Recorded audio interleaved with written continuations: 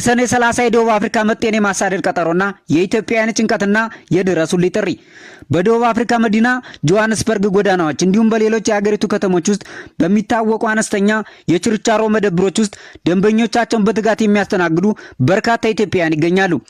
እነዚህ ታታሪ ስደተኞች በየቀኑ በትጋት በመስራት ህይወታቸውን ማሻሻል ብቻ ሳይሆን የሚጠበቅባቸውን ግብር በአግባቡ በመክፈልና ለአካባቢው ተወላጆች የሥራ ዕድል በመፍጠር ለደቡብ አፍሪካ ኢኮኖሚ ጉልህ አስተዋጽኦ እያበረከቱ ይገኛሉ። ነገር ግን ዛሬ ሁኔታው ተቀይሯል።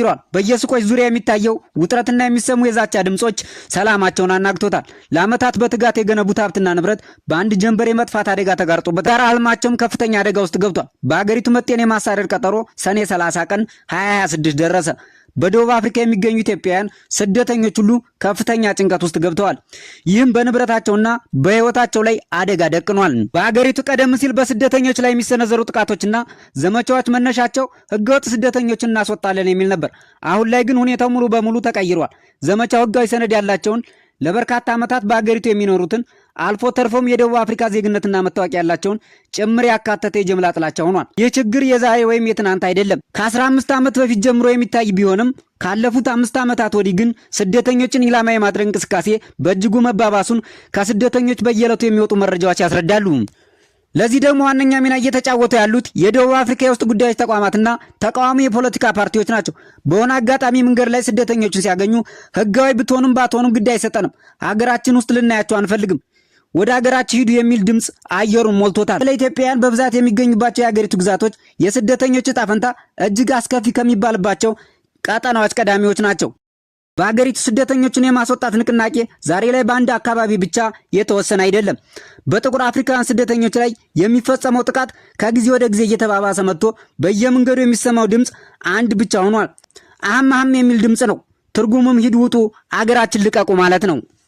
ማንኛውም ሰው በፈለገው ሰዓት መጥቶ ቤትህን ወይም ሱቅህን ለቀህ ውጣ ሊልህ ይችላል።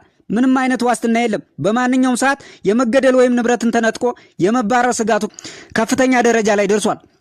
የዛቻ አራማጆች ኢትዮጵያውያንና ሌሎች የአፍሪካ ስደተኞችን የደቡብ አፍሪካውያንን የሥራ ዕድል እየነጠቁ ነው። ትምህርት ቤቶችን፣ ሆስፒታሎችና አነስተኛ ንግዶችን ተቆጣጥረዋል በሚል መሰረተ ቢስ ወንጀላ ዋነኛ የጥላቻ መቀስቀሻ መሳሪያቸው አድርገውታል።